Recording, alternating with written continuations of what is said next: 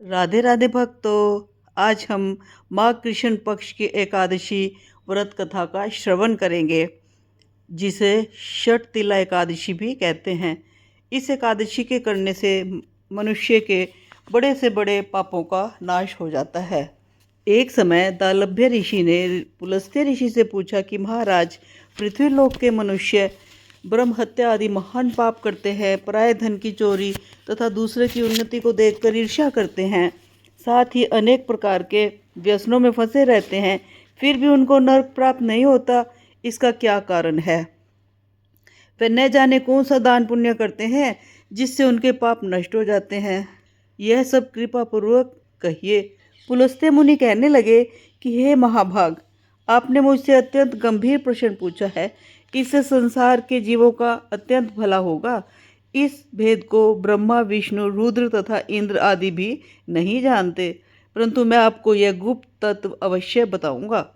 माघ मास के लगते ही मनुष्य को स्नान आदि करके शुद्ध रहना चाहिए और इंद्रियों को वश में करके तथा काम, क्रोध, लोभ, मोह, अहंकार, ईर्ष्या और द्वेष आदि का त्याग कर भगवान का स्मरण करना चाहिए। पुष्य नक्षत्र में गोबर, कपास, तिल मिलाकर उनके कंडे बनाने चाहिए। इन कंडों से 108 बार हवन करना चाहिए और उस दिन मूल नक्षत्र और एकादशी तिथि हो तो अच्छे पुण्य देने वाले नियमों का पालन करें। स्नान आदि नित्य क्रिया से निवृत्त होकर सब देवताओं के देव श्री भगवान का पूजन करें और एकादशी का व्रत धारण करके रात्रि जागरण करना चाहिए। उसके दूसरे दिन धूप, दीप, नैवेद्य आदि से भगवान का पूजन करके खिचड़ी का भोग लगावे। तत्पश्चात पेठा, नारियल, सीताफलिया, सुपारी सहित अर्घ्य देकर स्तुति करनी चाहिए। भगवान, आप दीनों को शरण देने वाले हैं, इस संसार सागर में फंसे हुओं का उद्धार करने वाले हैं। हे पुंडरीकाक्ष, हे विश्व भावन, हे सुब्रह्मण्य, हे पूर्वज, हे जगतपते, आप लक्ष्मी सहित इस तुच्छ अर्घ्य को स्वीकार करें। इसके पश्चात जल से भरा हुआ घड़ा ब्राह्मण को दान करें तथा ब्राह्मण को शाम, गो और तिल पात्र दान देना भी उत्तम है। तिल स्नान और भोजन दोनों ही श्रेष्ठ हैं। इस प्रकार जो मनुष्य जितने तिलों का दान करता है उतने ही 1000 वर्ष स्वर्ग में वास करता है। तिल स्नान, तिल का उपटन, तिल का हवन, तिल का तर्पण, तिल का भोजन और तिलों का दान, तिलों का 6 प्रकार से प्रयोग होने के कारण ही इसे षट तिला एकादशी कहते हैं। इस व्रत के करने से अनेक प्रकार के पाप नष्ट हो जाते हैं।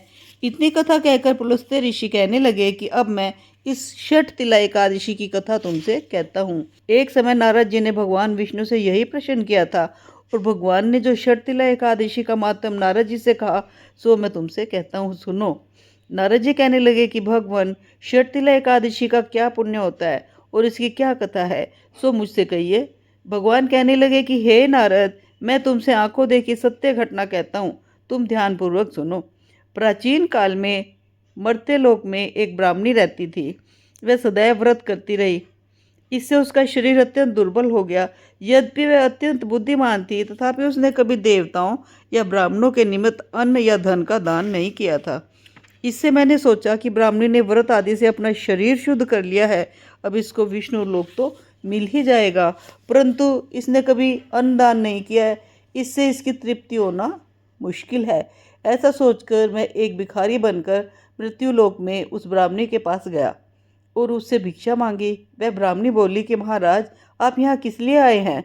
मैंने कहा कि मुझे भिक्षा चाहिए। इस पर उसने एक मिट्टी का ढेला मेरे भिक्षा पात्र में डाल दिया। मैं उसे लेकर स्वर्ग में लौट आया। कुछ समय पश्चात वह ब्राह्मणी भी शरीर त्याग कर स्वर्ग में आ गई। उस ब्राह्मणी को मिट्टी का दान करने से स्वर्ग में सुंदर महल मिला, परंतु उसने अपने घर को अन्न आदि सब सामग्रियों से रिक्त पाया। घबराकर वह मेरे पास आई और कहने लगी कि भगवान, मैंने अनेकों व्रत आदि से आपकी पूजा की, परंतु फिर भी मेरा घर अन्न, धन सब वस्तुओं से शून्य है। इसका क्या कारण है? मैंने कहा कि पहले तुम अपने घर जाओ, वहाँ देव स्त्रियाँ तुम्हें देखने के लिए आएंगी। पहले उनसे षट तिला एकादशी का पुण्य और विधि सुन लेना, तब द्वार खोलना। मेरे वचन सुनकर वह अपने घर गई। जब देव स्त्रियाँ आई और द्वार खोलने के लिए कहा तो ब्राह्मणी बोली कि आप मुझे देखने के लिए आई हैं तो षट तिला एकादशी का महात्म आप मुझे देखने के लिए आई हैं तो षटतिला एकादशी का महत्व मुझसे कहिए। उनमें से एक देव स्त्री कहने लगे कि मैं कहती हूँ। जब ब्राह्मणी ने षटतिला एकादशी का महत्व सुन लिया तब उसने द्वार खोला। देवांगनाओं ने उसको देखा कि ना तो वह गंधर्वी है और ना आसुरी है, वरन पहले जैसी मानुषी है। उस ब्राह्मणी ने भी उनके कथनानुसार षटतिला एकादशी का व्रत किया। इसके प्रभाव से वह सुंदर और रूपवती हो गई तथा उसका घर अन्न धन से भर गया। अतः मनुष्यों को मूर्खता त्याग कर षटतिला एकादशी का व्रत लोभ न करके तिल आदि का दान करना चाहिए।